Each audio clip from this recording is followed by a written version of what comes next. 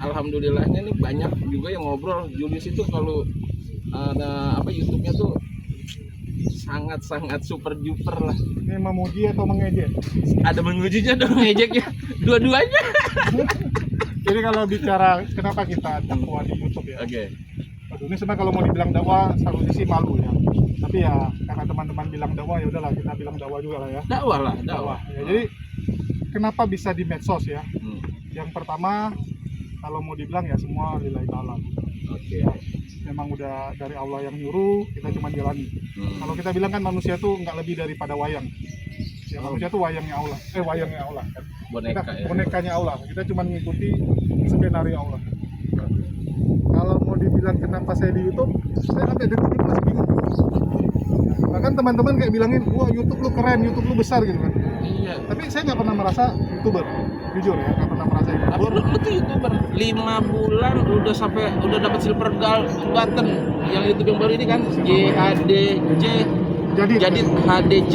HMC. Waduh salah. Jadi HMC itu subhanallah itu keren banget. Cuman lagi ya balik gitu kan. Kalau mau dibilang kan semua yang penting niat. Dulu saya ingat sekali awal mula saya buat YouTube itu kan untuk membantah Tanpa Ragi sama Paul Jam. Bahkan bisa dibilang ya di satu sisi kita harus terima kasih juga. Kalau nggak ada si Tanpa Ragi, ya saya nggak ada di YouTube kan. Sama oten-oten itu loh ya. Oten-oten gitu kan. Jadi memang channel-channel Muslim itu kan muncul semua karena reaksi terhadap fitnahan Oten kan. Kalau mereka nggak fitnah nggak muncul. Ya mereka yang memulai. Jadi entah kenapa setelah saya buat YouTube banyak kejadian-kejadian yang istilahnya memang bukan karena saya lah. Kalau karena kita nggak ada. Nggak ada apa-apanya lah ya. Ada orang pintar tapi ya kita lihat ya gitu-gitu aja kan. Kenapa? Karena yang dia tonjolkan tuh kelebihan dia, bukan berserah kepada Allah. Ya, bukan berserah kepada Allah, jadi nggak ada gunanya. Dan yang perlu dikasih tahu juga teman-teman ini oten ini bahasa oten. Nah ini biar tahu semuanya nih. Ini orang ini yang bikin oten nih. Kalau mau iya oten Polikardus. Nah siapa yang bikin singkatan ini nih? Nah ini orangnya. Nah ini loh orangnya. Itu mempopulerkan. Nah terus gimana tuh? Ada yang komplain nggak perlu oten-oten yang enggak dulu kan gini. Dulu kan mereka bilangnya kalau Muslim tuh uclim gitu kan. Jadi kita dipanggil uclim, ya udah kita panggil dia oten gitu kan. Jadi dulu oten tuh ada dua, satu oten huruf kecil, satu oten huruf besar. apa itu? Kalau oten huruf kecil orang Kristen. Kalau oten huruf besar orang tolol emang nekat. Orang tolol emang nekat ya, berarti orang Kristen. Astagfirullahaladzim. Enggak, gue ngomong tuh. Bisa dikat. Bisa dikat. Tenang. Udah bodo amat. Verifikasi. Enggak, dia minta maaf Oten. Oke. Gimana? Awal mulanya itu sih. Awal mulanya itu ya. Jadi terucap Oten sama Polikardus. Kalau Polikardus gimana?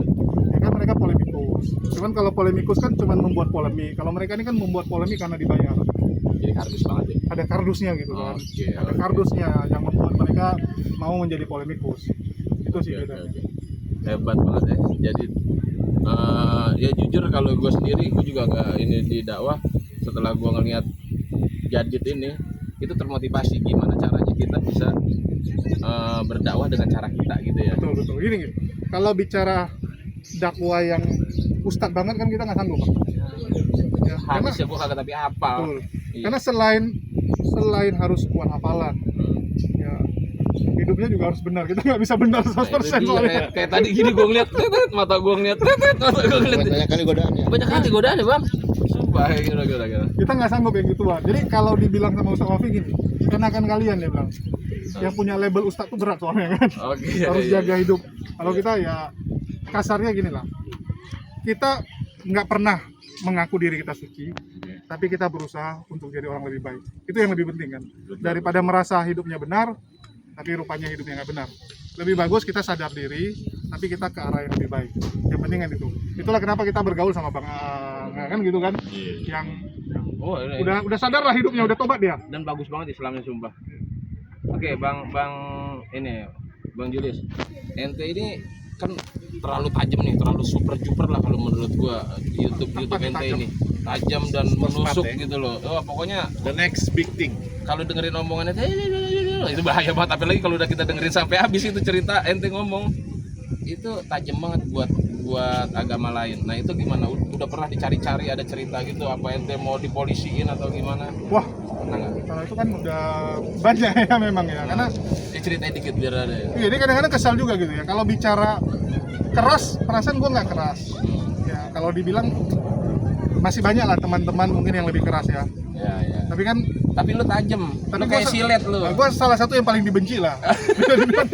Gue sampai bingung gitu kan. Iya, iya. Perasaan kok gue diincar banget gitu. Iya, iya. Jadi waktu itu ada beberapa yang sebelah tuh. Di sini orang pada mau foto, yuk kita pindah dulu sini. Iya, iya, iya. Jadi ada beberapa orang ngomong gini sama gue. Lu keras debat masih oke. Tapi jangan bongkar orang. Oke, oke. Gue dibenci karena bongkar ya. Oke. Jadi mereka pernah bilang janganlah gangguin periuk mereka. Nah itu yang buat mereka tuh benci sebenarnya. Bener-bener lu kalau di channel yang lain itu pesulap merah. Nah lu pesulap merahnya nih. Suka ngebongkar-bongkar itu. Ini pesulap merah ala apologet Islam Indonesia ya ini dah. Jadi ada beberapa kayak bilang ya. Waktu itu kan mereka bilang kalau Kores iya keras dia bilang. Ya. Di Kores. Ada ya. Tapi mereka nggak ganggu periuk kami. Nggak gangguin tempat makan mereka. Jadi kalau gua dianggap matiin periuk mereka ya, terutama kayak Pak Labu gitu kan. Pembohongan panti asuhannya kita bongkar, itu marah. Terok, cuma Iya. terus kayak kemarin Gilbert Lumondong perpuluhannya. Iya. Itu kan Lu hajar habis juga itu ya. kan benar-benar semua Indonesia sekarang ngejekin dia apa? Pendeta perpuluhan. Iya, betul. Bahkan jemaatnya sendiri juga udah banyak yang Keluar. jadinya kan. Nah, itu pukulan telak. Jadi mereka agak bisa terima lah kalau yang gituan. Dia bilang karena kita ngomongin realita kan. Tapi kan sama kayak orang korupsi. Lu bongkar orang korupsi pasti dibenci. Betul. Kayak KPK gitu kan. Banyak banget yang benci sama dia kan. Kenapa? Itu periuk dia. Iya. Yang periuk dari orang-orang yang korupsi ini kan. Jadi ya resiko lah. Waktu itu saya pikirnya gini, apa fokus ke debat aja kayak dulu ya. Kalau dulu kan agak fokus debat. Iya, benar. Cuman kupikir debat udah ada banyak orang lah. Ada Bang Andi yang keren ya kan. Ada Bang Juma, ya. ada Uni Rifa, Guru dah kita lah Bang Juma. ada Bang Zum, ada Kores, ada Nandar gitu kan. Ya udah segitu aja kita sebutin yang lain lah dulu. Ya, terus. Udah rame, udah biarkan mereka. Kita udah Oh, cukup sih. Bang Palen. Nah, ada Bang Palen. Iya. Terus. Oke. Daripada kita ikutan 10 menit. terlalu rame di situ ya udahlah kita ambil perjuangan yang lain. Jadi setiap orang kan punya jalur perjuangan masing-masing. Ada orang yang jadi striker, ada orang jadi gelandang, ada orang jadi back. Jadi ngapain kita harus istilahnya ngambil segmen yang kita sebenarnya juga nggak kuat-kuat amat. Siap. Mending fokus aja kayak Bang Sican nih. Sekarang perjuangannya lewat apa? Bang Ican perjuangannya sekarang berteman dengan Julius. Bukan Bang A. Dan berteman dengan Bang Palen, berteman dengan Bang AA. Itu aja sih. Jadi kembali lagi ya jadi diri kita sendiri aja. Oke, siap. Ujungnya kan ya kembali gitu. Yang penting niatnya dan selalu minta petunjuk. Jadi apa yang mau kita lakukan, apa yang kita perbuat, yang paling penting itu ya minta rahmat dari Allah. Kan kita Islam selalu apa? Minta petunjuk. Iya. Tunjukkanlah jalan yang lurus kan. Siratal mustaqim ya. Di Siratal mustaqim kan. Jadi fokus kita adalah bagaimana kita selalu dituntun oleh Allah. Jadi jangan pernah merasa bahwa kita tuh yang nentuin hidup kita. Ya, benar. Yang penting biarkan Allah yang nentuin hidup kita. Allah mau taruh kita di mana ya udah gitu aja. Kayak saya gitu kan, saya selalu tanya sama Allah. Ini saya udah benar nggak di sini gitu. Biasanya kalau Allah suruh saya geser, yang kita lakukan tuh pasti biasanya kan ada kendala gitu. Tapi kalau Allah yang memang taruh, biasanya tuh lancar. Dan malah dibesarin, nah itu berarti Allah redo lah. Itu ridho Allah kan. Yang sekarang ente jalanin Allah redo lah. Nah, jadi kalau ditanya gimana bisa tahu tuh ridho Allah enggak? Lu lakuin aja kayak contoh nih. Misalnya lu mau bikin sesuatu nih. Tiba-tiba yang susah itu tiba-tiba ada aja jalan. Misalnya ketemu Bang Aang yang bantuin atau ketemu Bang Sincan yang bisa bantuin. Artinya apa? Itu kan orang-orang yang Allah kirimin. Betul. Karena Allah ridho dengan jalan perjuangan tuh. Ya, siap. Itu aja sih. Betul. Oke, satu lagi di pertanyaan yang buat Bang Julius nih. Nih sekarang kan lagi rame juga nih tentang mualaf settingan nih, mualaf settingan. Gua nggak disclaim ini acara yang mana atau acara yang mana. Nah, kalau menurut Julius apakah memang ada itu mualaf settingan itu? Jadi gini, ini kita langsung to the point bilang. Ke depan aja. Jadi kalau kita bicara mualaf settingan, sekarang yang jadi pertanyaan siapa yang nyeting? Nah, Ya. Jadi kan tuduhannya itu tuduhan ada yang menyeting. Yang lu tuduh siapa? Kan yang membuat tuduhan tuh Polycarpus tuh. Polikarpus. Orang Polikarpus. Islam nggak mungkin Iya. bilang kayak gitu. Jadi Polycarpus menuduh bahwa ada mualaf settingan. Dia mau nuduh siapa? Ada buktinya nggak? Oke. Ada buktinya nggak? Kalau dibilang ada nggak mualaf ada mualaf palsu nggak? Bukan mualaf settingan ya, tapi mualaf palsu. Palsu ya. Kita nggak pungkiri pasti ada. Oke. Jadi kita harus jujur bilang, murtadin banyak yang palsu, mualaf pasti ada. Ya. Kita dapati ada beberapa gini. Dia pura-pura syahadat, tujuannya apa? Money. Iya, tujuannya kan jual mualafatnya udah dapat duit. Ya. Bahkan ada yang sampai bawa surat-surat mualafnya itu datangi rumah ke rumah minta bantuan. Itu ada. Tapi sholat nggak pernah sholat. Jadi ada beberapa kita dapati gitu. Sekarang yang jadi masalah, yang salah yang syahadatin dia atau dia?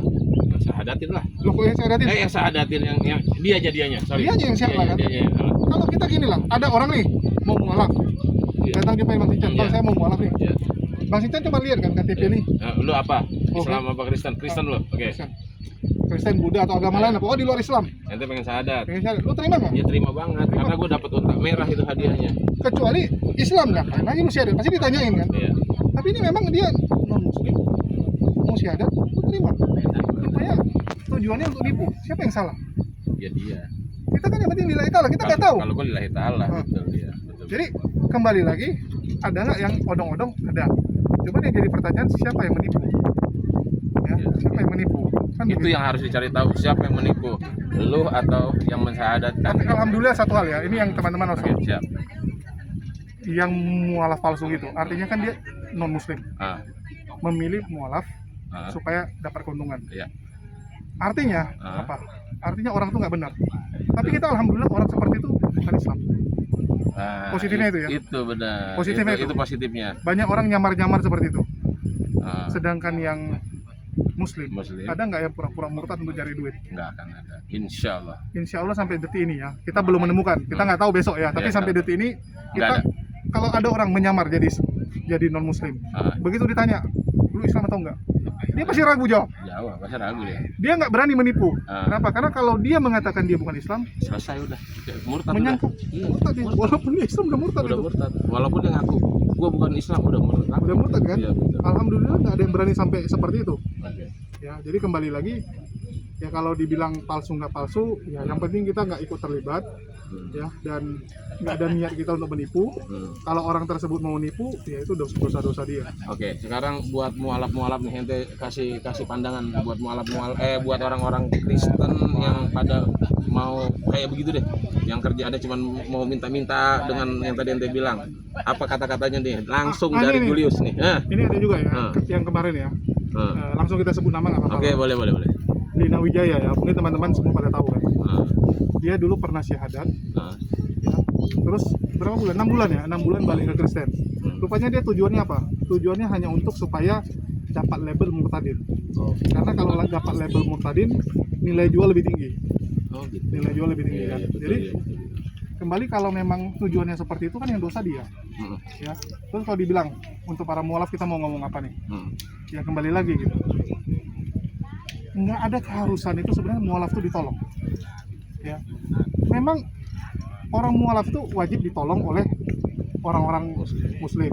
Tapi nggak ada kewajiban. Terus lagi nih, mualaf itu kenapa sih seakan-akan lu mualaf tuh harus dibantu gitu? Perasaan ingin dibantunya itu yang salah. Yang membantu nggak ada salah, yang merasap oh mualaf nih bantu gua dong, nah itu yang mental yang salah gitu. Kalau ada orang jadi mualaf dengan mental pengen ditolong orang itu, gua bilang kebangetan sih, kebangetan.